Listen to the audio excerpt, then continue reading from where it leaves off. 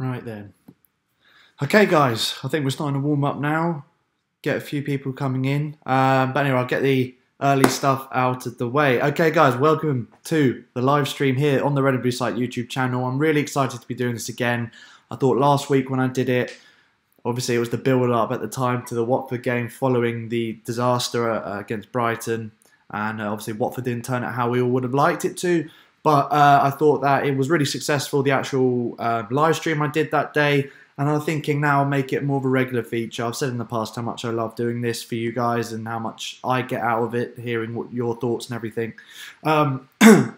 So here we are doing it again. And as it's international break, we've got more to talk about. So we can do some Palace chat, how we approach this international break, what we need to do going into the next run of fixtures when we come back. So obviously got Huddersfield as the main game when we get back. And then of course got Spurs, which I will be, fingers crossed, going to. I'm pretty confident I will be able to go there. But I think a lot of people will want to go. So it's going to be hard to get the tickets. But yeah, I'm really, really excited for the games we've got coming up. Just, it's a shame our season's done and dusted now, to be honest. We've had a really, really bad few weeks. So that's why I want to talk a bit more as well about England, more in-depth analysis at the call-ups, the call-ups that have been made since some of the injuries have been announced as well, because there are a few talking points there, as I'm sure you're all going to be aware of. And yeah, there's a lot of stuff that we can cover basically today. So let's get into it. I'm going to aim to do it for about an hour, so we're going to go on to around 1 o'clock. I think that'll be a decent amount of time. I don't want it to be too long, and I know that at this time of day as well, there's not going to be that many. It's not the best time to be doing it. I appreciate that, but 12 o'clock I think will be a good time to wrap it up. So before I get into things, guys, I just want to point out to you, as you can see down here, I've got a link basically in the description below. As you see, classic football shirts. I wanted to just mention them to you. If you don't know who they are, they do hundreds of thousands of retro football shirts. They're absolutely incredible. I'm wearing one, for example, now. You can see this is the 94 shirt, TDK, the Palace shirt. I have got, I don't know if you can tell there, but Ray Wilkins on the back, of course, as he passed away as well. I got this when he passed away from Classic Shirts. They basically do a whole range of shirts, and I get all of my old Palace shirts, all of my Palace collection come from Classic Football Shirts. They've got shirts from last season all the way back till, I don't know, 60s, maybe even earlier. And if you really, really want a special gift for someone or for yourself, they do match-worn shirts as well from multiple decades. So they're obviously very expensive, those, but as a gift or as something that you may be looking for a collection, they're perfect, and they're really great quality as well. So every time I do a stream, I'm going to wear a different shirt I've got through Classic Shirts. You can obviously, as you can see along the ticker at the bottom here, if you go into the description, hit the link, go to their site. If you do make an order, use the code CFS10. It's just coming along there. CFS10, and you get 10% off at checkout. So I really recommend it, guys, obviously. So hit the link in the description if you want to get a shirt through Classic Shirts. Highly recommend it. Anyway, enough babbling from me. Let's get into it. So I've got this chat up there so you guys can see yourselves coming up on the stream. I think that's a better feature for everyone. Bill and Bill, top shirt Harvey. I want the yellow away from that season. They do that shirt, Bill. So if you go onto the link down below and make sure you use the discount code as well at checkout, they do have that shirt because I've seen it. I've seen it on the site. So yeah, hit the link below and go there and take a look. There's loads of Palace shirts on there. Right. Let's get into it properly then. So first place, let's start with the England stuff. I want to start with England because obviously we all love England now. We've gone through a phase, especially in the summer, where we've transitioned from being really, well, I wouldn't say really anti-England. I think every major tournament we're always up for it and always there backing England. But I think a lot of people were going into it with a very young, inexperienced squad. Not much hope, and obviously they proved everyone wrong, and it was an amazing tournament. In general, it was an incredible tournament, but especially for England. And obviously that's given us hope and lifted us, especially with chance to win silverware for the first time since '66 as well, win the Nations League semi-final in Portugal coming up in the summer as well. So we're entering these qualifiers for Euro 2020. Want to know your thoughts on England? Like, what do you make of the call-ups? Do you think it was a good good team that was called up by Southgate? Some England chat to start things off. We can talk about Palace at any other time, can't we? I'll get into Palace probably later on in the stream. So let's get started off with some England questions. I know I've probably done it the wrong way around in the title of the stream, but let's get into it that way. I think that'll be a good way of doing it. Right, Ethan B. Let's start with you, mate. We'll do some Twitter questions in a little bit as well. Ethan said, "You hearing rumours around AWB, Aaron Wan-Bissaka, changing to Democratic Republic of Congo? You personally think it's BS?" Well, he's definitely eligible. I've seen this knocking about, and I think it's a media locking onto what happened with Zaha and thinking, let's get in there with a news story early. So I do think that the talk of it happening right now is BS. I think that at his age, Wan-Bissaka, I think it's very clear that next international break, I can almost guarantee, as long as he keeps the form that he's ongoing, that he'll definitely be in the England setup. Maybe not necessarily starting. It did really annoy me he wasn't called up for the England squad. Really annoyed me. Just call him up. He doesn't even necessarily. I know we all want to see him play for England. Of course, seeing a Palace player play for England would be incredible. But even if he doesn't play, just to have him in the England squad, experiencing a senior call-up and getting that experience around all these great players, just do a world of good for him, and it's what all Palace fans want to see, and it will do a world of good for us because he'll come back with more experience, and more importantly, he deserves it on form. He absolutely deserves it. On form, he is the best right-back in the country right now. Debatable with Alexander-Arnold, but no doubt in my mind he's playing better than Walker and Kieran Trippier. So when you go off of that, I think it's very harsh. I can see in a way what Southgate's done. He's called up the players that have done so well at the World Cup, and how can you argue against that? He's gone with a squad he knows has done incredibly well. What does annoy me, though, is that he did say in an interview at the start of the season that he would pick players for England based on form, and he'd kind of gone against that here, in my opinion. And what annoyed me more on the situation was that there were injuries in the England squad, and rightfully so. I think rightfully so. Hudson-Odoi got a call up, and Ward-Prowse got a call up. Maybe a bit more debatable on Ward-Prowse.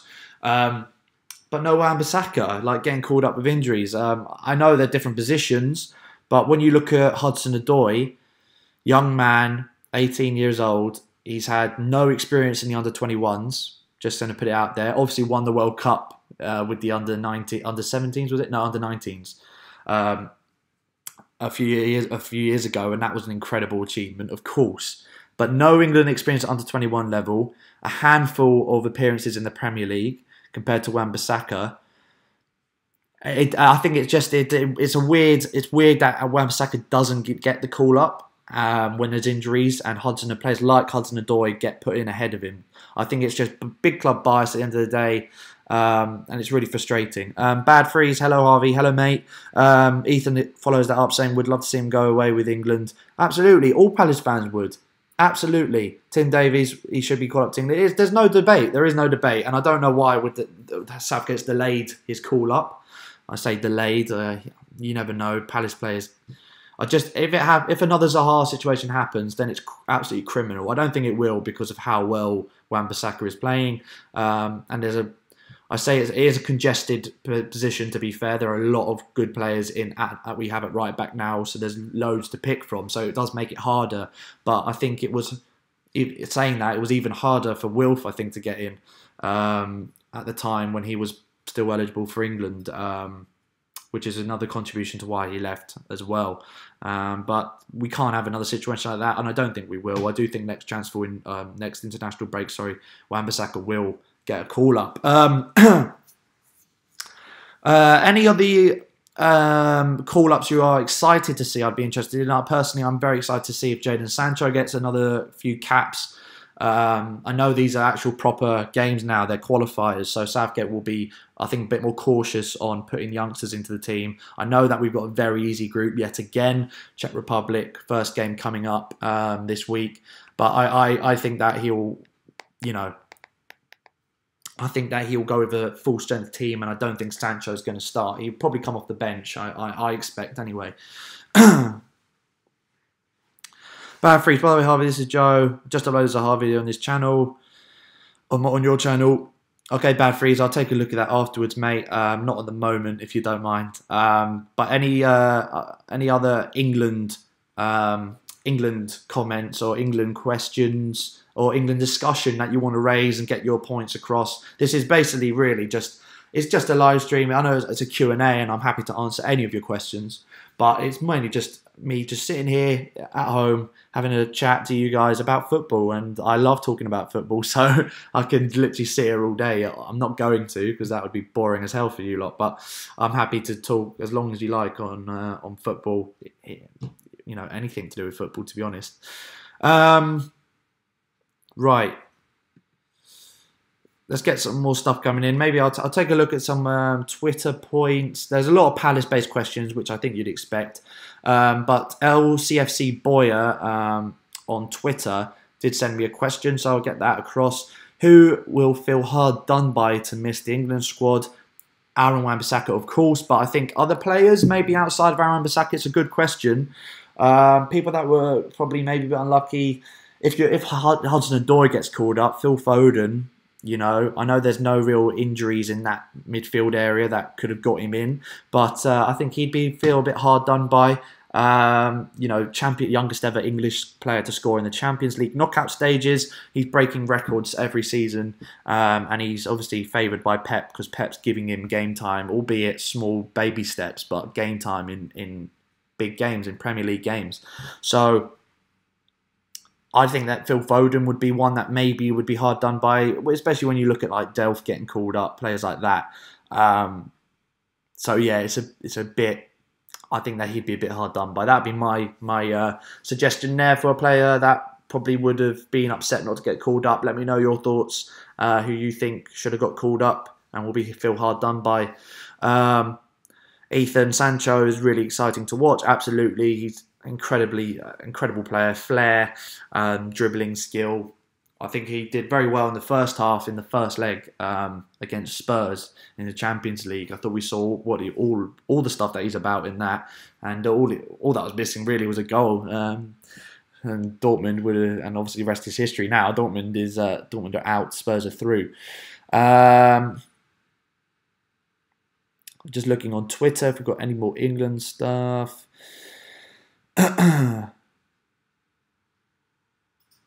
Ray Banks on Twitter. Again, this is another Wan-Bissaka. Most of the England questions I've got on Twitter are about Wan-Bissaka. Should Wan-Bissaka turn his back on England, considering what Southgate said and then what he actually did? So what I mentioned there, with him at the start of the season saying, "I'm going to pick players on form," and then this international call-up is clearly not being based on form for most of the players anyway. No, Wan-Bissaka would be idiotic right now if he turns his back. Obviously, if you don't know, before Christmas I got the chance to interview Wan-Bissaka on 90 Min. Obviously, go on 90 Min. You can scroll back and check that video out.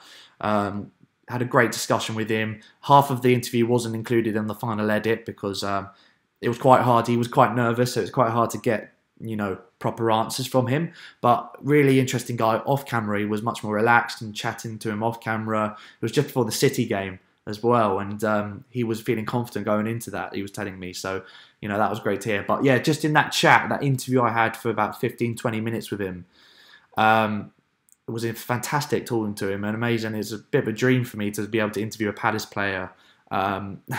It's something I've wanted to tick off my bucket list of things to do for ages now. And yeah, we mentioned England briefly. Didn't make the edit, but mentioned England briefly about incredible rise he's had and what his goals are. And he considers himself to be English. Obviously, that can change. Zaha considered himself to be English, but because it depends. It depends. He couldn't play for England, but he could play for Ivory Coast. So, if you want international football, of course, players, if they are able within the rules to change their nationality, they're absolutely within their right to, if they want to. I personally feel if you're playing at under 21 level, you should stick with that. And before you make a senior appearance, you've got to decide before you make a senior appearance who you're going for.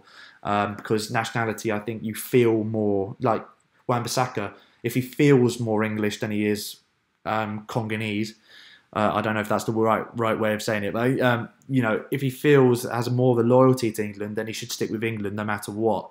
And yeah, I feel that from the discussion I had with him before Christmas, he's very much feels an England player, and he loves the setup, and what he's learned through the England setup has put him where he is now in many respects, including the amazing work Palace have done with him. So I think that he wouldn't switch over to Congo, at least for another few years. If it gets to a last-ditch situation like I think Zaha got to, where he thought, you know, for the progression of my career, I've got to play international football. All the best players in the world play at high level at international football and score goals at international level. For a lot of players, that's the peak of their career, playing X amount of games for their country. So Zaha obviously was at a crossroads there in his career where he had to think and weigh it up and was like, I've got to go Ivory Coast.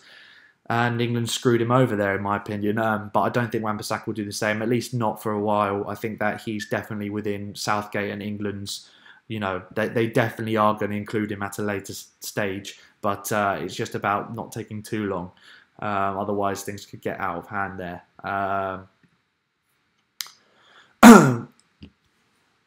If there's any more talk on actual England stuff, again, let me know. Also, one of my tweets has gone quite well about, if you saw, an Australian A-League ref was mic'd up for his last game before coming to England to referee in the Championship. And I think it'd be really, really great. I tweeted about it saying it'd be great to see that in the Prem. I think it will clear up a lot of controversy over decisions. It will let the fans kind of have an understanding of what the approach is from a referee, what his thought process is, the communication with his other officials. I think that will make it so much clearer for the fans. And then I went on to say, and also it'd be incredibly entertaining if you saw Mike Dean mic'd up. It would be so amazing. Most people wouldn't even bother with the football. They'd just be listening. They just want to have a Mike Dean cam and just listen to what he has to say. I don't know what your thoughts are though, but I think that would be fantastic. Like in rugby, I think it's needed in the game, just so everyone understands what's happening, and also just to get that level of respect, I think. Obviously, I think it's harder to do in football, mainly because of, especially in the Prem and some of the high-tempoed games, because obviously when tempers start getting out of hand, or emotions start getting out of hand, you get bad language, things like that, and obviously, if that gets picked up on the mic, it's going to be hard to censor it, I think. So it'll probably be hard to bring into the Prem, but I think it'd be great. I'd love to see that in the Prem. So have we got any more England questions? I'm just checking on Twitter. Not much more England stuff. I think that we'll easily cruise through our group in the qualifiers. I think it will be a doddle, to be honest. And yeah, I can't see us... I can't see it being anything too drastic. I think they'll go full strength, maybe bring some youngsters off the bench, like Sancho, like Hudson-Odoi, maybe 10 minutes, 15 minutes to go. That's how I see things going, really, there. England are in the best... We're in the best position as England, as a country. Our football side's at the best it's been probably since 1990, maybe 66, even earlier than that. Definitely since 1990, this is the best position I think our squad has been in terms of talent, young talent coming through, ability, what we've achieved in the last year or so. You know, we're on the upward trend and got to get over the line in the Nations League. I think that would be massive for England if we can get silverware, albeit probably the Europa League, if you like, as silverware. So if you think about it, you've got like Champions League, Premier League, as the major ones as an England club, and then you've got Europa League as like the third choice one. Nations League is probably the third choice, as it's a new competition and it's not that popular, I think, amongst a lot of fans, but it's a competition that we can win, and we haven't had an international silverware since '66, as everyone knows, so need it. Right, let's get on to some more Palace-based ones, because I think that's the main reason people are here. So I apologise if I've rambled on a bit too long there about England, but I think there's a lot of stuff about England that we can praise and get behind. So I wanted to do that. Phil Speed, hey Harv, Palace lost their way a bit.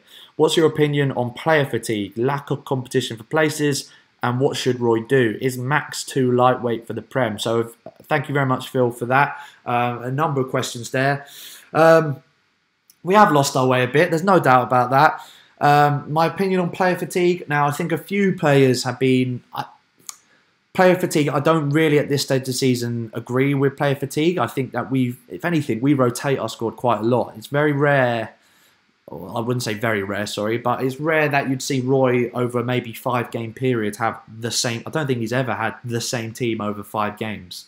Correct me if I'm wrong in the comments, guys, but I think that rotation, we've rotated fairly well this season, so I don't think fatigue's a thing. I just think it's one bad result can lead to low confidence. But even when you say that, we went into the Brighton game off of 3-1 away at Burnley, which is a fantastic result, and it was set it up beautifully.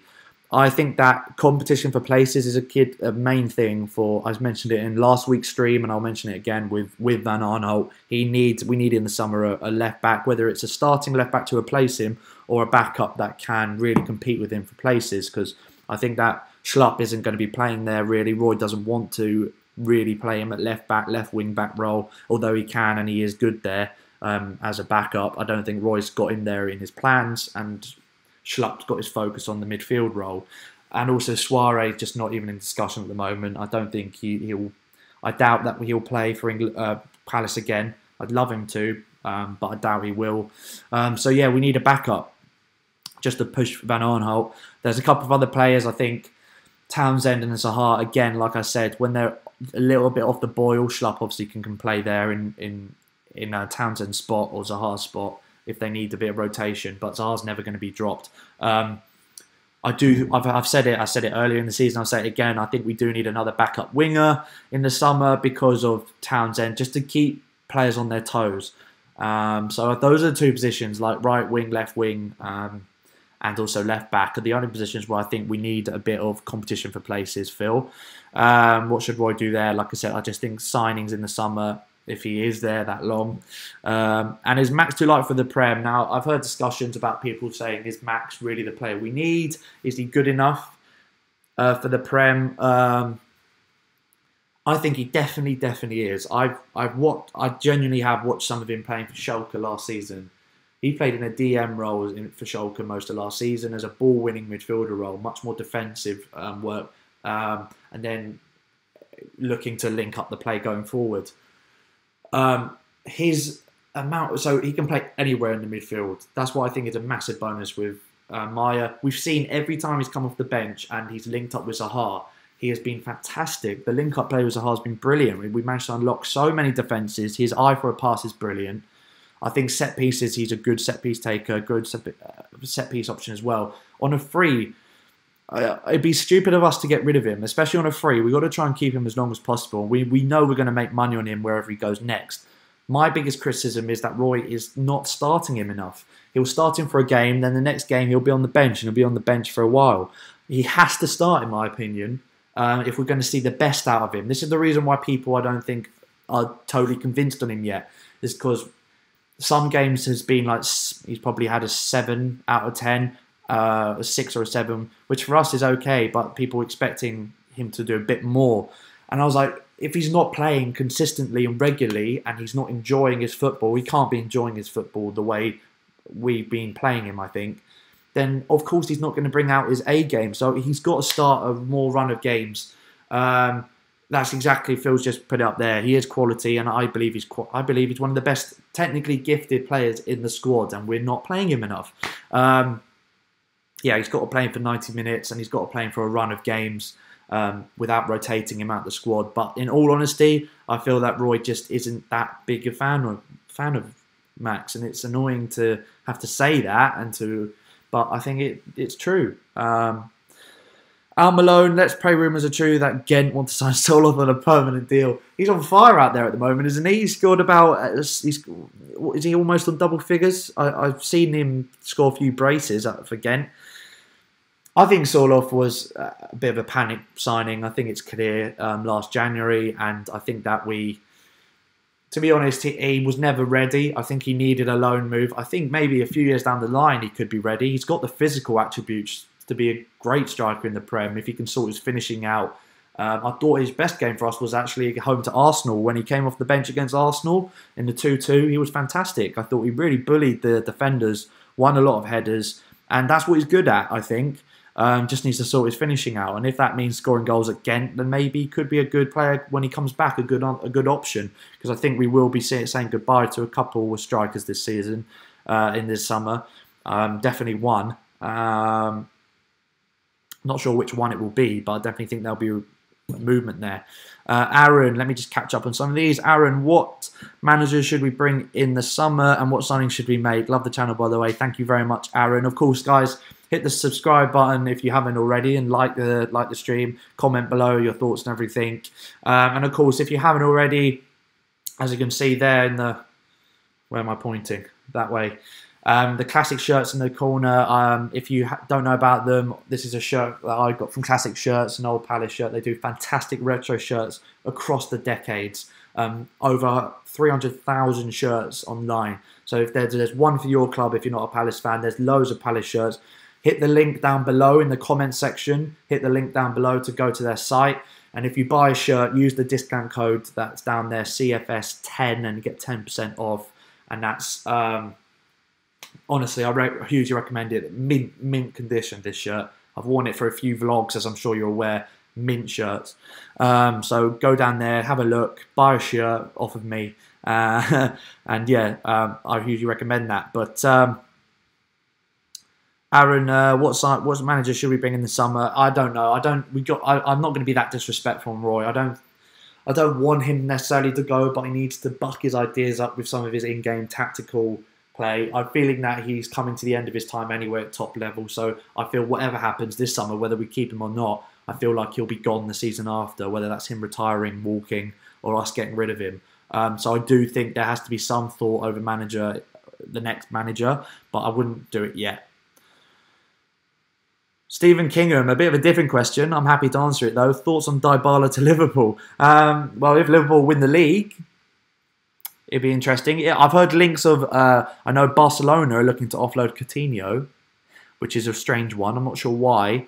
But links that he could go back to Liverpool. I personally don't think that will happen. I can't see Liverpool fans wanting him to come back either, or him wanting to go back to Liverpool.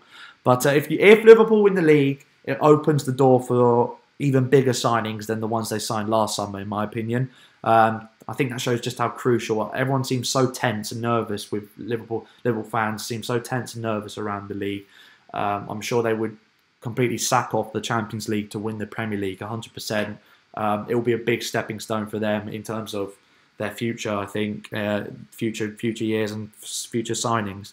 Hope that answers your question. I don't think Dybala will go if they don't win the league. If they do and put in a bid, until they put in a bid, you never know what the intent is in that. George Mitchell, is Palace your local team? Yes, George, 100%. They are my local team. If you're going proper local, Bromley FC are a little bit closer to me than Palace by a few miles, I think, closer. They're a non-league side. They're in the conference right now, doing very well, mind you. That's where also Bromley FC is where the Palace ladies team play, if you want to know. Just a little fact for you there. But yeah, I'm Palace through and through, mate. I live literally, it's a 10-minute drive, 10-15 minute drive for me to get to the ground. First game when I was six turning seven, back in Boxing Day game 2004, lost 1-0 at home to Portsmouth. Remember it so clearly. Arthur Wait, where the away fans are now, they used to be closer to the Holmesdale end back then, and that used to be the home end where the away fans are. I remember being on my dad's shoulders and, you know, couldn't see anything. Every time Palace attacked, everyone stood up. I had to be lifted up. Amazing memories. Yeah, they're my local team, George. Local team. Will support them to the day I die. Love the. I'm Palace. I wouldn't be doing this if I wasn't Palace through and through. Zaha and Wan-Bissaka will jog on in the summer if Roy stays. That's an interesting thought there, Dan. I'm at this stage.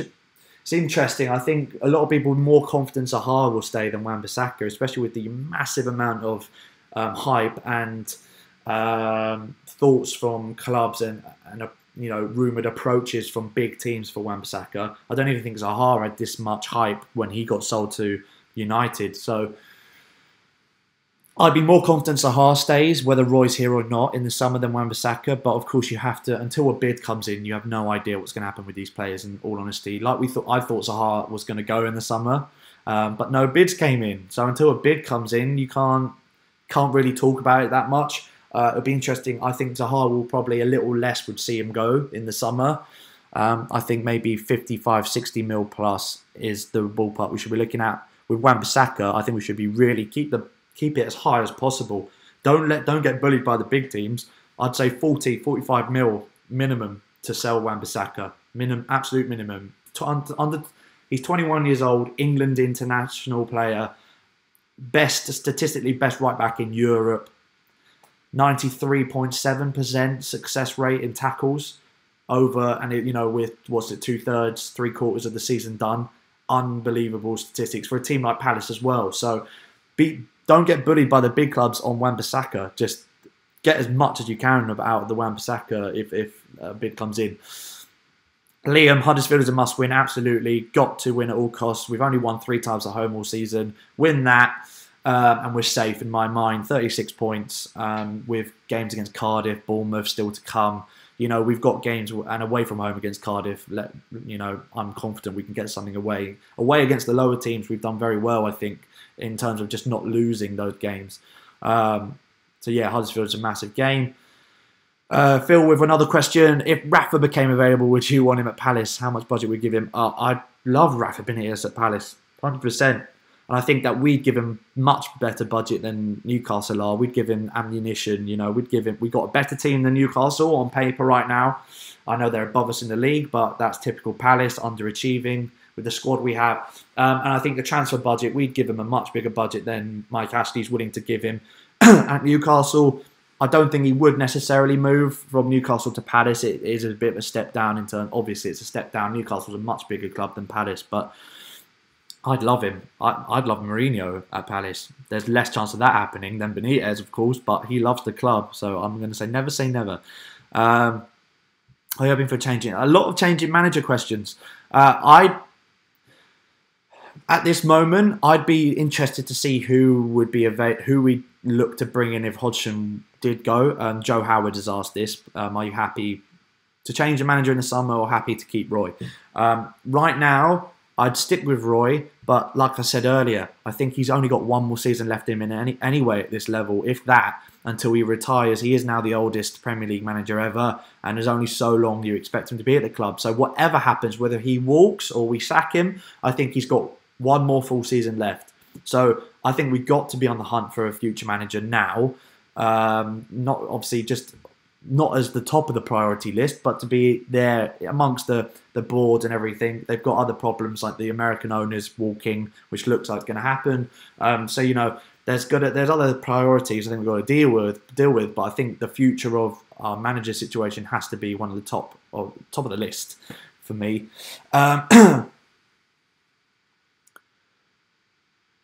But yeah, to an extent, I'd be okay with Roy staying. I'm 50-50 on Roy staying another season. I am getting a bit frustrated with, especially the last week we've had. I can't.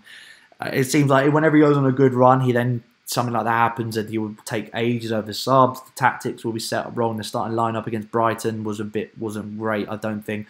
Well, I said that. I think the one position MacArthur shouldn't have played. Kouyaté should have. And MacArthur, unfortunately, had his worst game for a long, long time in that Brighton game. So it's stuff like that makes me question Roy. I think Arsenal will go for Wan-Bissaka. Stephen, I do think Arsenal will.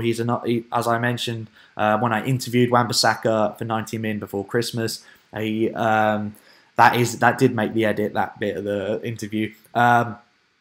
He mentioned on that he was an Arsenal fan growing up. Obviously, Palace through and through, he was his local team, but his family were Arsenal fans. So if there was one, and Arsenal kind of need a right back with the whole Bellerin situation right now, so because he's out for another year or so, he's going to miss the start of next season. So I can see Arsenal coming in with a bid for sure. Other clubs, I don't know. Man United, they really need a right back. So Me, Man United and Arsenal, the two you've got to look out for. Stephen also says, do you think Benteke will leave in the summer?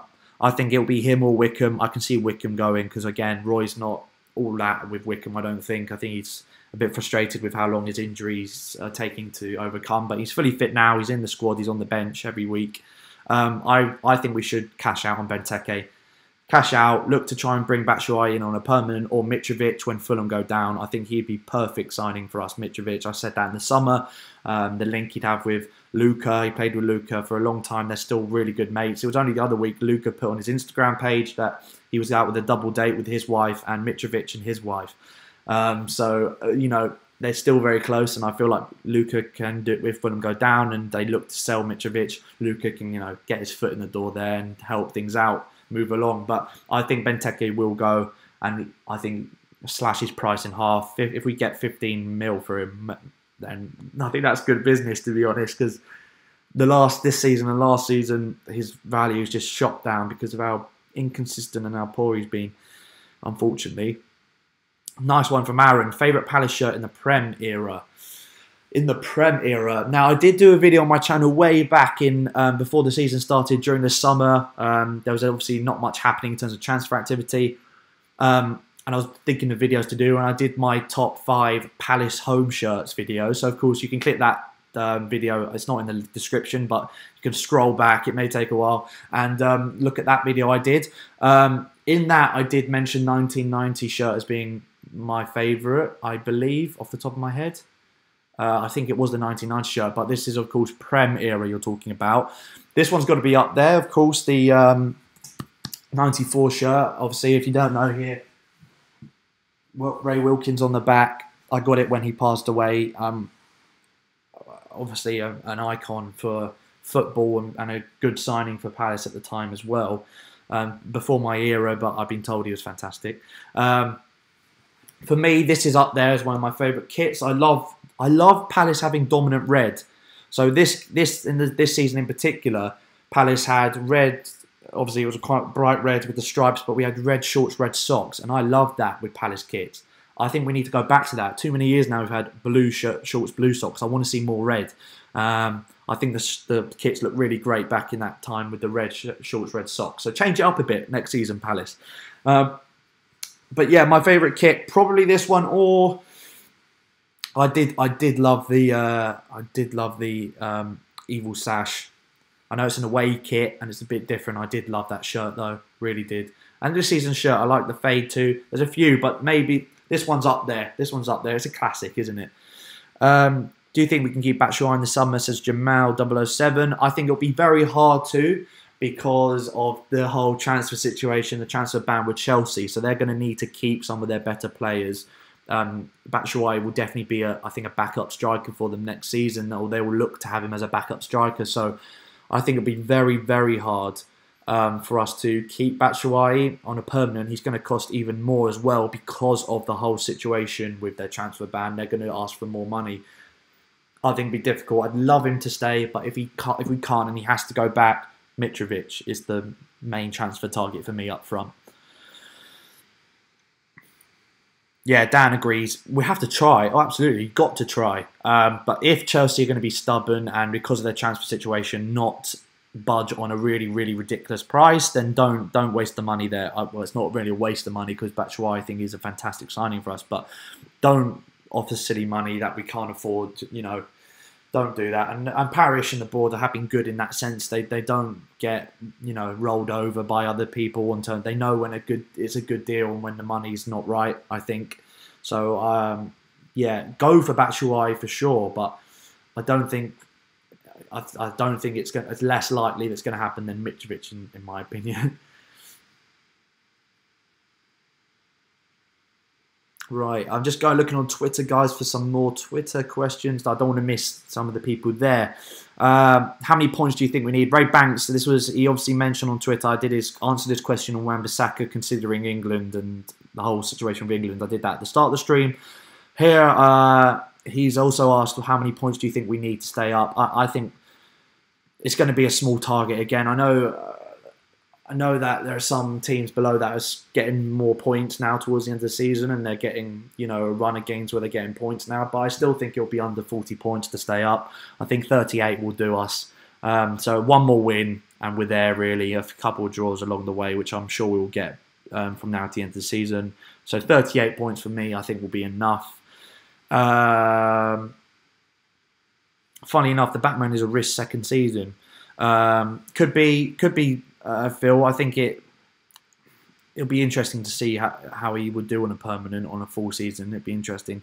Better go for Loftus-Cheek and James Daly. As long as Loftus-Cheek can sort his back out, and he's not always out. He was out for a while, wasn't he, with us on loan with the back injury.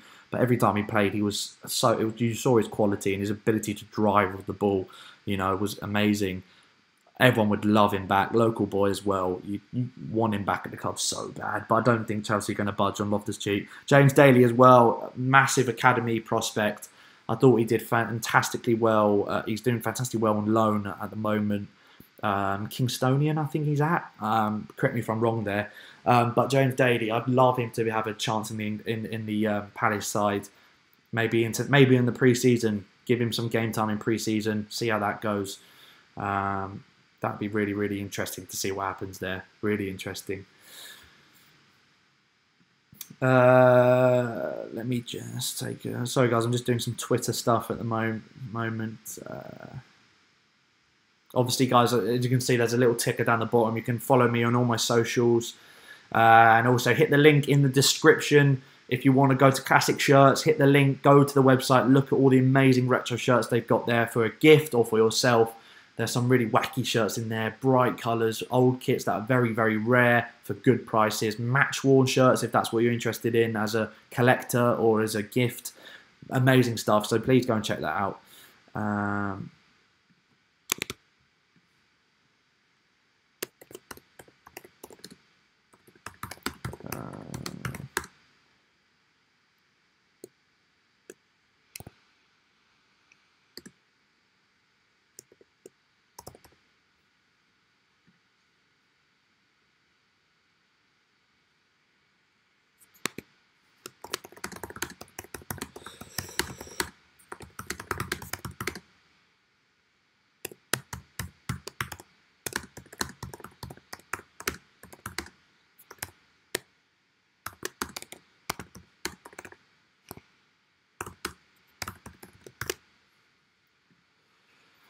Okay, sorry, I was just tweeting out there. Okay, I'm back.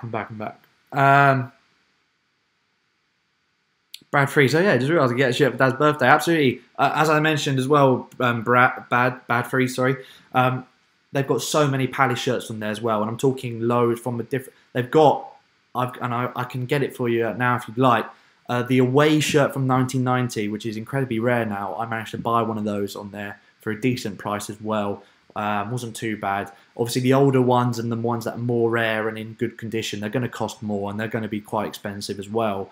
But they've got the 1990 home shirt on there, which of course is rare. They've got a 1990 FA Cup final shirt with the actual text along the chest, FA Cup final. One of those shirts, they are incredibly rare. That's over 100 quid, 150 quid, I think.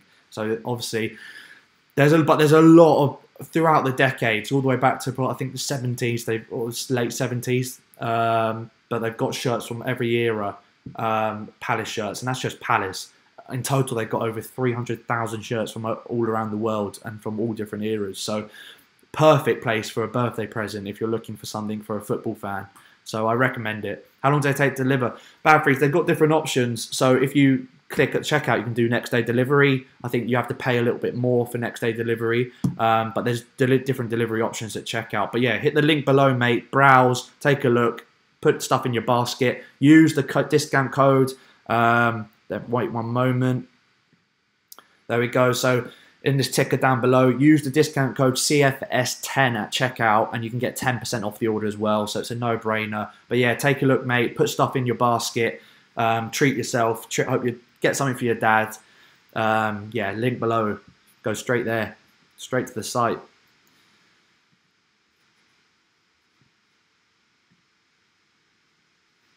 Okay. Not got long left, guys. We've got probably about 10-15 minutes tops. I want to keep it under an hour. Last week, I finished around now, about 45 minutes in. I had talked a lot about Palace last week and in the build-up to the Watford game, which, of course, would end up being a bit crap. But Yeah, I'll carry on going for a little longer. If you've got any other questions you want to talk about, or any other talking points in general, Palace related, doesn't even necessarily need to be questions.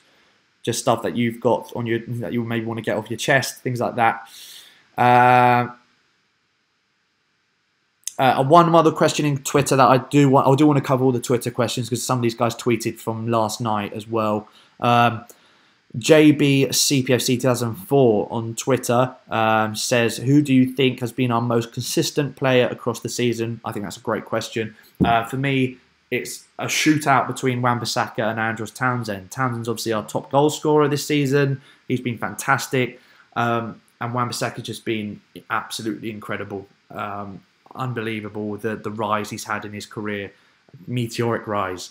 And yeah, I think that it's a shootout between those two. Let me know in the chat who you think deserves to win most consistent, or I think it's between those two for player of the season, absolutely. But who do you think out of those two have been more consistent this season? I think it's Wan-Bissaka personally, but I'll let you know. I'll leave it to you to decide. Liam has said, talk more about Palace when you're on 90 min, mate. If you notice when I'm on 90 min, whether I'm hosting or just on the sofa, in the studio. Obviously, when Hainsley has been away for a while, the last month he was away at the She Believes Cup in America, and incredible coverage there. Obviously, check out the stuff on the articles we've got on 90 Min on that, and the incredible job England did and he did with Tommy behind the camera. Some incredible content. But whilst he was away, I was obviously hosting all the videos because someone needs to do it, and they obviously trusted me to do it, and I love hosting the videos with 90 Min. I hope you guys like them too. I always try to improve in that sense. I think that it's a good route to go down in the future for me because I enjoy it. But I always try and talk about Palace or put in a little, because we're always talking about the big clubs on 90 Min.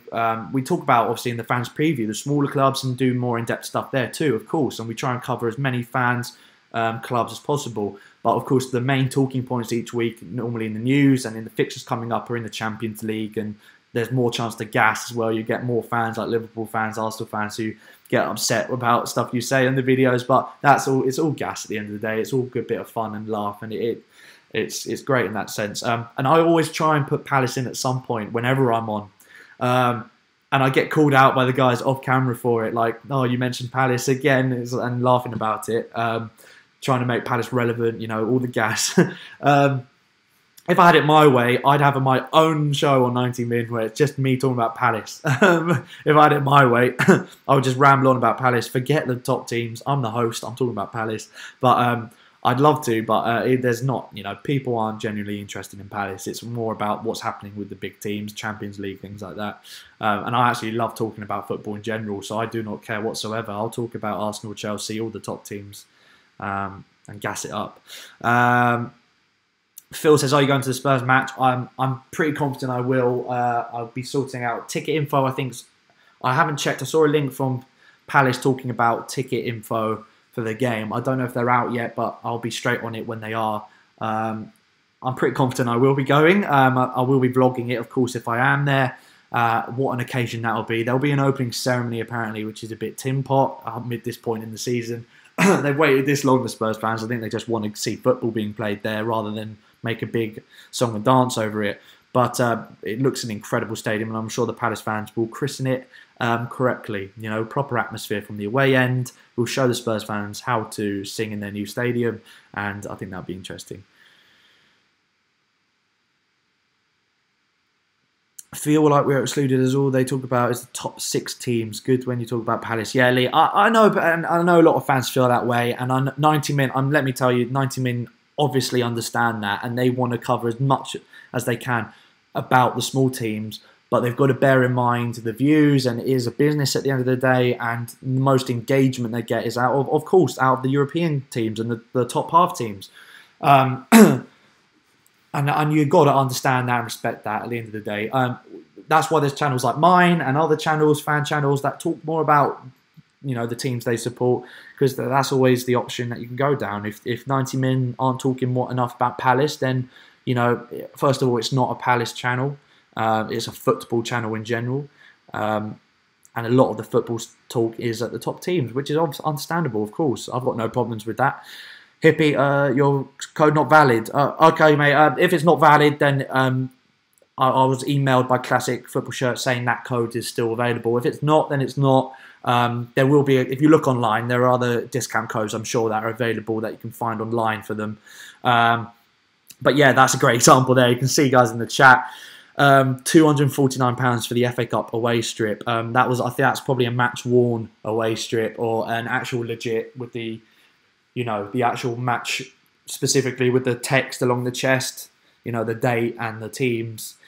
But that gives you an idea, it ranges. You can have for the absolute peak mint condition shirts from that era, very, very rare, and then you have to cough up that much because of how rare they are. But there's obviously cheaper shirts. This one, for example, was a lot cheaper than that, and it's a quality shirt as well. I've worn it a number of Palace games. It's actually got quite a good win percentage, this shirt. So I should wear it more often. But yeah, hit the link below, guys. Hit the link below if you want to go to Classic Shirts and take a browse. I always love getting shirts from other countries as well that are really wacky or cool. I've got a shirt from, I've got the United Arab Emirates international shirt, and I think because it looks really cool. It's an Adidas shirt, and I've just got that because I think it's a good shirt to just sit around in, if I'm chilling, or if I'm going for a game of football, like five-a-side or something. So there you go. Who's the funniest to wind up on 90 min? Boovy's really funny when he was on 90 min. Obviously, he's unfortunately left now. But no, yeah, the guys all get into it, and no one. Whenever you see someone getting wound up, it's never serious. It's all gas. It's all great banter, great fun. Troops used to be funny to wind up when he was on. I will be seeing Troops when we play Arsenal, hopefully, for maybe get him on the vlog.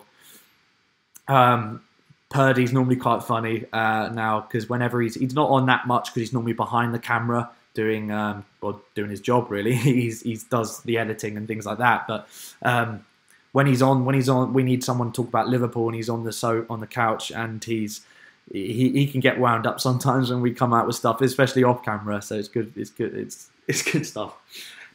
Liam, why did Booby leave? I don't know the ins and outs in it, mate, because I'm not a full-time there. I'm not in the office 24/7, so I don't know. But the actual real reason, I just know that he was, as far as I'm aware, he was asked to he wanted to leave, or he just wanted to change it up. I think 90 Min were asking him to leave as well. I think that there was some. I don't want to talk about it really because I don't want to say anything I shouldn't be saying because I don't know the ins and outs. I've met up with Boovy a few times since he's left, and I'm still close with him. Everyone loves him. You saw his send-off. It was actually quite emotional, his send-off. So many classic moments over the years on the channel for Boovy, and he's always proper 90 Min through and through. And he was the reason I got into 90 Min. He came and approached me. He saw my content on Red and Blue site and asked if I wanted to be the fan voicer at the start of last season for Palace. So I owe a lot to him. And yeah, that's why we're still close now. We're still close mates. I try and keep up with him when I can. But I don't know the ins and outs of why he left and the reasoning behind it. And I don't want to get into it because I don't know. And I don't want to get in trouble for saying something that's not true. Because I genuinely don't know what the real reason was. So I'll try and stay clear of that question, Liam, if you don't mind.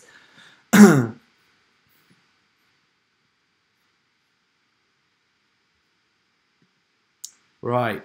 Coming close now. I'm starving as well. I need to get some lunch. So I'll be wrapping up any minute now, guys. So if you've got any last minute questions, super chats, anything like that you want to put down, let me know. Bradford, is Booby the City fan? Yes, he is. He was the Man City fan. He still is Man City fan, of course. Man City fan. Also massive Bristol City fan. He's said multiple times, and it's no secret that if Bristol City got promoted, he'd be all over that. He'd be more.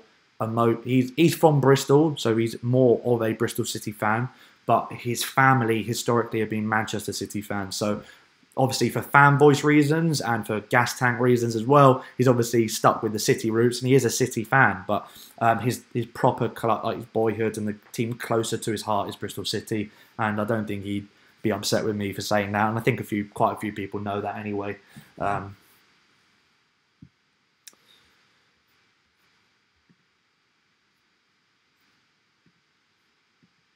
Right.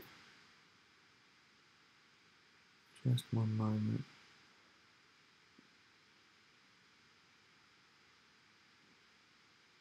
In fact, I could get up just before we go. I could take a look at some of the classic shirts that they've got available, just so you guys know. One moment.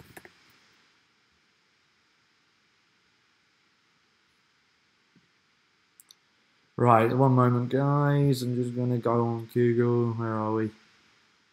Where are we? There we go.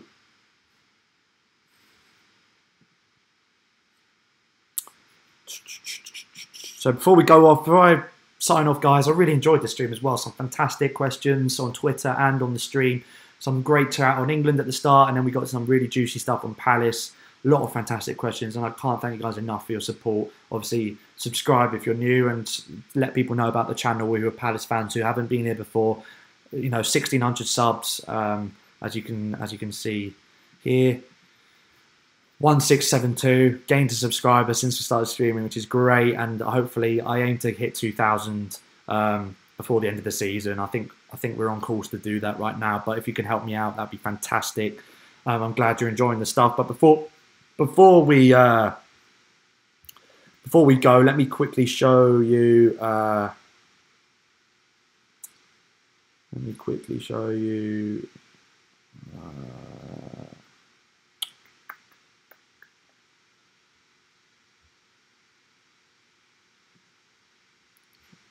Come on.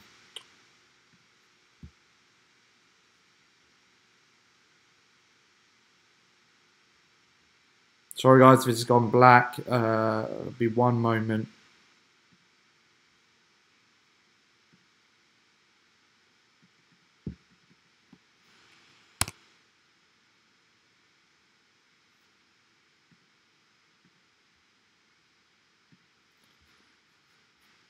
I'll be one moment, guys. Sorry, I'm sorry.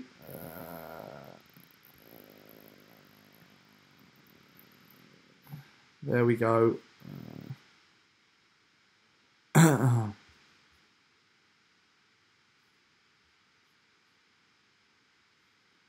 So, guys, for example, if you went on now, you would see this. This is the Classic Football Shirts like homepage. So that's just so you know where you're going. So, for example, they're releasing the last season's Lyon away kit. So they bring out the new away kits, the new kits from last season. They bring like effectively their new ones, but you can see they got classic Premier League, newly added product, massive range of all.